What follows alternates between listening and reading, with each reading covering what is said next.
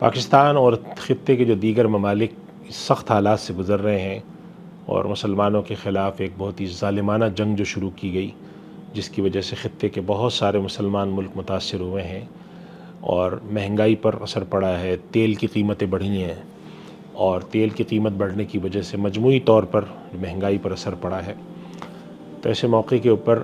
ایک بات اور ایک سوال ہمارے معاشرے میں کھڑا ہوتا ہے کہ ایسے موقع پر ہم ایک دوسرے کے ساتھ کیا رویہ رکھیں، خیر خواہانہ رویہ کسے کہتے ہیں، دین کی تلقین کیا ہے۔ بعض دفعہ ایسا ہوتا ہے کہ انسان سامنے والے کا لحاظ نہیں کرتا۔ اگر ایک آدمی ہے جو 100 روپے پیٹرول پہ روز خرچ کر سکتا تھا اور اس کا دن گزر جاتا تھا، تو پیٹرول کی قیمت بڑھنے کی وجہ سے اب وہ 100 روپے میں گزارا نہیں کر سکتا، اس کا خرچہ 100 سے بڑھ کے 150 یا 150 سے بھی زیادہ بڑھ گیا ہے۔ تو ایسا آدمی اگر اپنے خرچے کنٹرول نہیں کر پا رہا تو جو اس سے کام لینے والا ہے وہ اس کے ساتھ کیسے خیر خواہی کرے۔ عام طور پہ ہمارے یہاں کئی لوگوں کی طرف سے شکایت آئی ہے جو فوڈ سپلائی کرتے ہیں، گھروں میں فوڈ رائڈر ہوتے ہیں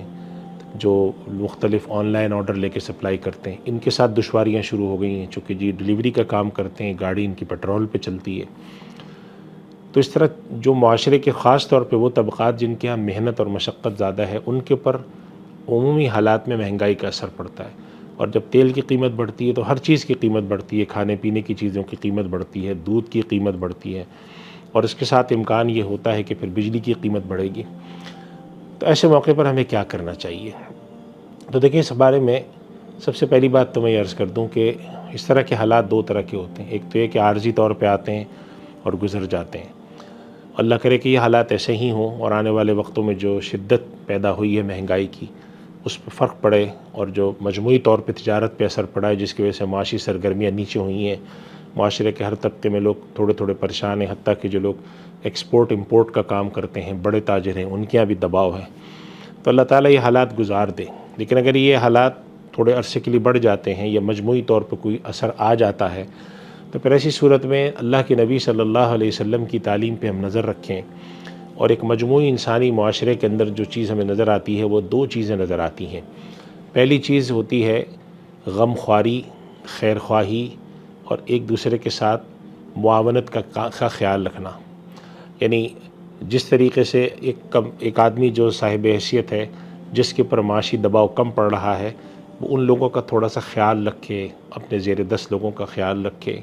جو ان کے ساتھ لوگ جڑے ہوئے ہیں، جن کا روزگار اللہ نے ان سے جوڑا ہے، ان کے حوالے سے تھوڑی غمخواری رکھیں، تھوڑا خیال رکھیں، ان چیزوں کے اوپر نظر رکھیں کہ ان کی ضرورتیں اب پوری نہیں ہو پا رہی ہیں تو ہم ان کے ساتھ کیسے مدد کریں۔ تو ایک تو یہ ہے غمخواری اور خیر خواہی، اور دوسری تعلیم نبی کریم صلی اللہ علیہ وسلم کی احادیث سے ہمیں معلوم ہوتی ہے کہ مجموعی طور پہ اپنے رویے میں نرمی لانا۔ اللہ کے نبی صلی اللہ علیہ وسلم جب دنیا سے تشریف لے جا رہے تھے تو آخری جو جملہ آپ نے ادا فرمایا تھا وہ نماز کی تلقین کی تھی، اور ان لوگوں کے بارے میں خیر خواہی اور نرمی کی تلقین کی تھی جو لوگ زیر دست ہوتے ہیں۔ الصلاۃ وما ملکت ایمانکم آپ کے الفاظ تھے، نماز کا خیال رکھنا، دیکھو ان لوگوں کا خیال رکھنا جو تمہارے زیر دست ہے، زیر نگیں ہیں، ان کا خیال رکھنا۔ اس وجہ سے جیسے حدیث شریف میں رمضان المبارک کے بارے میں آیا کہ جب رمضان ہو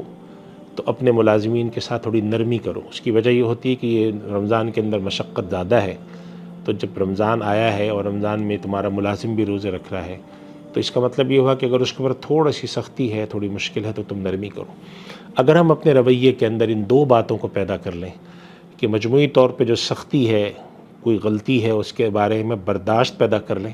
اور مجموعی طور پہ خیر خواہی، دوسرے کا خیال رکھنا، غم خواری، اس کی مشکل میں، اس کی پریشانی میں مدد کرنے کا جذبہ، اگر یہ دو جذبات پیدا کر لیں اپنے اندر، اور مراد اس سے یہ ہو کہ اللہ تعالیٰ نے ہمیں صاحب حیثیت رکھا ہے، وہ صاحب حیثیت نہیں ہے،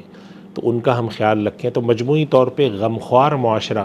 خیر خواہ معاشرہ، ایک دوسرے کی معاونت کرنے والا معاشرہ، درگزر کرنے والا معاشرہ بنتا ہے، ایک دوسرے سے چھین جھپٹ کے بجائے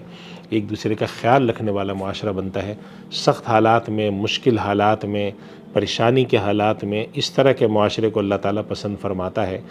غم خواری کو پسند فرماتا ہے، خیر خواہی کو پسند فرماتا ہے، معاونت کو پسند فرماتا ہے، درگزر کو پسند فرماتا ہے، سختی کم کرنے کو پسند فرماتا ہے۔ یہ معاشرہ ہمیں تشکیل دینے کی ضرورت ہے۔ الحمدللہ ہمارے یہاں بہت سارے لوگ اس کا خیال رکھتے ہیں، لیکن بہت سارے لوگ نہیں بھی رکھتے۔ مشکل حالات جب آئیں تو اس چیز کا خیال رکھ کے اگر ہم چلیں تو اللہ سبحانہ و تعالیٰ کی طرف سے مدد آتی ہے، اور مدد دو طرح سے آتی ہے، ایک تو انسان کو اجر و ثواب ملتا ہے، اور دوسری مدد کا ایک طریقہ اللہ کے نبی صلی اللہ علیہ وسلم